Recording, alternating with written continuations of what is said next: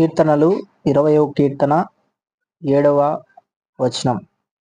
కొందరు రథములను బట్టియు కొందరు గుర్రములను బట్టియు అతిశయపడుదురు, మనమైతే మన దేవుడైన యెహోవా నామమును బట్టి అతిశయపడుదము.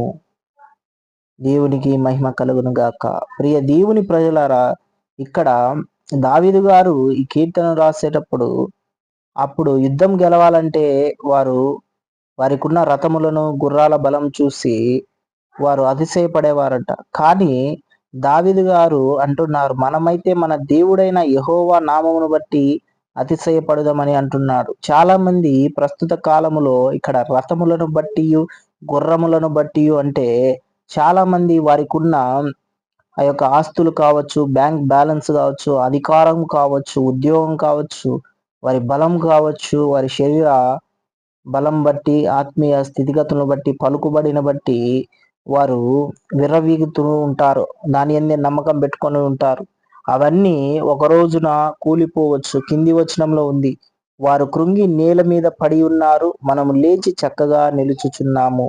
అలాంటి వారు వారికున్న గుర్రములు ఒకరోజు రథాలు పడిపోవచ్చు, గుర్రాలు విరిగిపోవచ్చు, అలసిపోవచ్చు, లేదా చనిపోవచ్చు. లోకం మనం నమ్ముకునే ఏవైనా సరే ఒకరోజు మనల్ని నాశనం చేస్తాయి, నిరాశపరుస్తాయి. కానీ మనమైతే మన దేవుడైన యెహోవా నామమును బట్టి అతిశయపడి ఆయనను నమ్ముకోవడం వల్ల మనకు మేలు కలుగుతుంది, మనకు రక్షణ కలుగుతుంది, విజయమే మనకు కలుగుతుందని వాక్యం ద్వారా ప్రభు పేరిట మీకు మనవి చేస్తున్నాను. ప్రభు ఈ వాక్యము దీవించును గాక.